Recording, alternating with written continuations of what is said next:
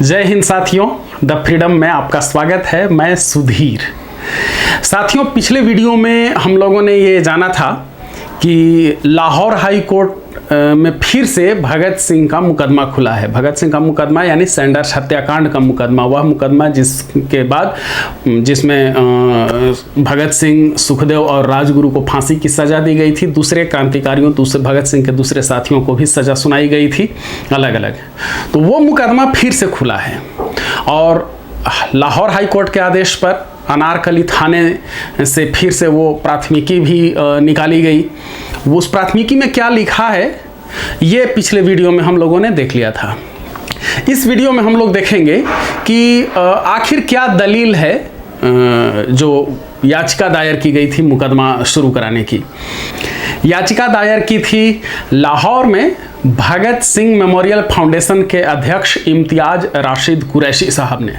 इम्तियाज राशिद कुरैशी खुद भी वकील हैं और उन्होंने ये मुकदमा दायर किया था। उन्होंने ये याचिका दायर की थी वहाँ हाई कोर्ट में, जिसके बाद ये मुकदमा फिर से शुरू हुआ है।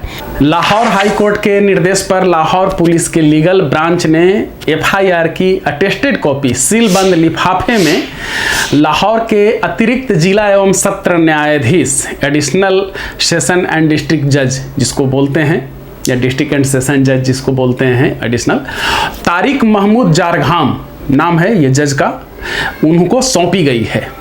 FIR में क्या बात लिखी गई थी पिछले वीडियो में बात हो चुकी।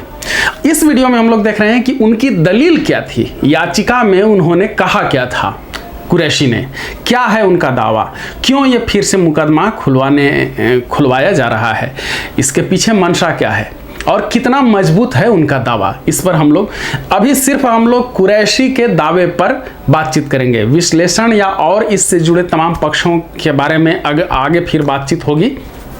अभी हम लोग कुरैशी या उनके साथियों का जो दावा है उस पर हम लोग बात करेंगे। इम्तियाज राशिद कुरैशी का दावा है, पहला जो दावा है कि प्राथमिकी में कहीं भी भगत सिंह, सुखदेव या राजगुरु का नाम नहीं है। प्राथमिकी क्या उसमें है कि अज्ञात बंदूकधारियों ने, अनआइडेंटिफाइड गनमैन ये लिखा हुआ है अंग्रेजी में अगर कहें, अज्ञात बंदूकधारियों को उसने भागते हुए देखा था। ट्रैफिक इंस्पेक्टर फर्न जिसके बयान पर FIR दर्ज की गई थी। कहीं भी प्राथमिकी में भगत सिंह या उनके किसी भी साथी का नाम दर्ज नहीं है। दूसरी बात यह है कि सैंडर्स हत्याकांड का ये जब मुकदमा चल रहा था उसमें 450 यानी 450 गवाहों का बयान दर्ज ही नहीं किया गया। यानी उन्हें 450 गवाहों को करीब न तो वो अदालत में बुलाया गया और अदालत में नहीं बुलाया गया तो उनका बयान नहीं दर्ज किया गया। 450 यानी 450 गवाहों के बयान से यह मुकदमा काफ़ी प्रभावित हो सकता था, इसका रुख बदल सकता था, लेकिन उनकी गवाही हुई ही नहीं। ये एक पॉइंट है। एक और पॉइंट है कि अभियुक्तों के वकीलों का प्रतिनिधित्व नहीं रहा, यदा कदा रहा, हमेशा अभियुक्तों के वकील वहां मौजूद नहीं रहे और कुछ वकील जो अभियुक्तों का प्रतिनिधित्व करना चाहते थे, अभियुक्तों की तरफ से पैरवी करना चाहते थे, बहस करना चाहते थे, उन्हें ट्रिब्यूनल में बार बार अपमानित किया गया और परिणाम हुआ कि कई वकील इस मुकदमे से बाहर हो गए, छोड़ करके चले गए। याचिका में कुरैशी ने यह भी कहा है कि सुनवाई के दौरान अधिकतर मौकों पर अभियुक्त अदालत में उपस्थित नहीं थे, बिना उनकी उपस्थिति के सुनवाई हो रही थी। तो ये एक तरह से ड्रामा किया जा रहा था, नाटक किया जा रहा था न्याय और न्यायपालिका का। कहीं से कहीं ऐसा नहीं होता है कि अभियुक्त जिन पर इतना बड़ा मुकदमा चल रहा हो और उनकी उपस्थिति नहीं है और न्यायालय में इस तरह से मुकदमा चलता रहे, ट्रायल होता रहे। इम्तियाज अहमद कुरैशी ने एक और बात ये कही है अपनी याचिका में कि भगत सिंह या उनके साथियों के जो वकील थे उन्हें गवाहों से जिरह का मौका नहीं दिया गया, क्रॉस क्वेश्चनिंग करने का मौका नहीं दिया गया जब कभी उन्होंने करना भी चाहा तो। मतलब दोबारा गवाहों के लिए जब भी मांग की गई कि गवाहों को फिर से बुलाया जाए बहस करने के लिए, गवाह तो बयान दे करके चले जाते थे, दोबारा उन्हें गवाहों को बुलाया ही नहीं गया कोर्ट में। तो इसलिए भी ये मुकदमा जो है, ये जो ट्रायल था वो एक तरह से नाटक किया जा रहा था, नौटंकी थी, निष्पक्ष ढंग से ये मुकदमा नहीं चला। ये तर्क है लाहौर के भगत सिंह मेमोरियल फाउंडेशन के अध्यक्ष इम्तियाज राशिद कुरैशी का।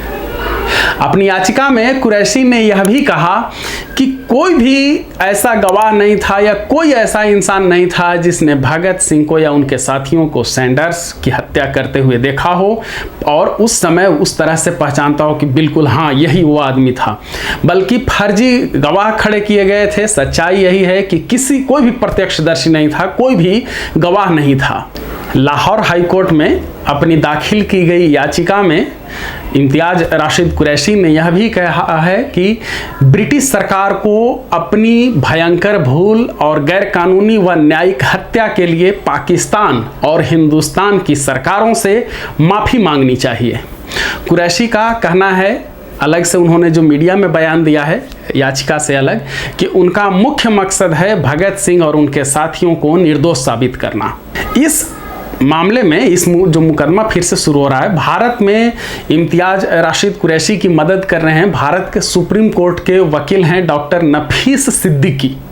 और सिद्दीकी ने इस मामले में बयान दिया है। उन्होंने कहा है कि सैंडर्स हत्याकांड के मुकदमे की सुनवाई स्पेशल जज के यहाँ हो रही थी, लेकिन अचानक स्पेशल जज के पास से उसे 3 सदस्यीय ट्रिब्यूनल के पास ट्रांसफर कर दिया गया और ये ट्रिब्यूनल एक अध्यादेश जारी करके बनाया गया था।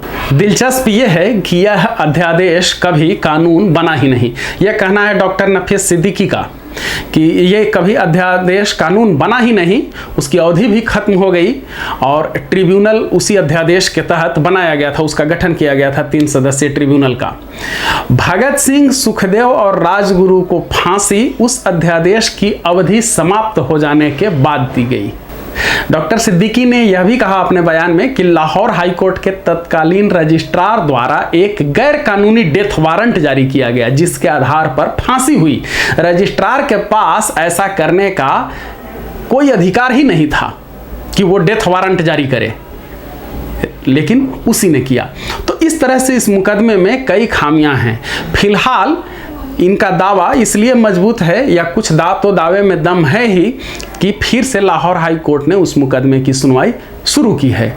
अब जितने तथ्य गिनाए गए हैं, क्या हुआ था उस ट्रायल में, आपको समझ में आ सके और मोटे तौर पर जो जरूरी बातें हैं उनको आप समझ सकें, इसके लिए अगले वीडियो में हम लोग बातचीत करेंगे। और अभी हमारी कोशिश होगी कि अगर आप लोग पसंद करेंगे तो इस श्रृंखला को थोड़ा सा और विस्तारित मैं करूंगा, ताकि भगत सिंह पर जो मुकदमा चला था और किस किस तरह से सुनवाई हो रही थी, क्या कुछ किया जा रहा था, कहां पर गलत ढंग से ये किया गया था। चूंकि पूरे मुकदमे का लब्बो-लुआब यह था कि ब्रिटिश हुकूमत हर हालत में भगत सिंह को फांसी की सजा देना चाहती थी और इसीलिए सब कुछ न्याय का नाटक किया जा रहा था और हर दिन वहां भी भगत सिंह ने उजागर किया। आज जो बातें उठाई जा रही हैं, उस समय भी इन बातों को किसी रूप में भी कहा गया था, अलग अलग तरीके से, उस पर भी चर्चा होगी। यह अब आप पर निर्भर करता है कि आप लोग इस कहानी को आगे जारी रखना चाहते हैं या नहीं। यह आप सब पर निर्भर करेगा। अगर आप लोग इसे वीडियो को देखेंगे, आगे भी देखते रहेंगे, तो इसे आगे बढ़ाया जाएगा। अगर आपको वीडियो ठीक लग रहा है तो लाइक करके बताइए, कमेंट बॉक्स में भी लिख सकते हैं। अगर आपको वीडियो ठीक नहीं लग रहा है तो डिसलाइक कर दीजिए। अगर आपने चैनल को अब तक सब्सक्राइब नहीं किया है या आप नए हैं तो चैनल को सब्सक्राइब कर दीजिए। और वीडियो खत्म होने से पहले मैं उन तमाम महानुभावों के प्रति आभार प्रकट करना चाहता हूं जिन लोगों ने आर्थिक सहयोग दे करके हमारे इस अभियान को जारी रखने में मदद की है। धन्यवाद साथियों। जय हिंद। इनकलाब जिंदाबाद।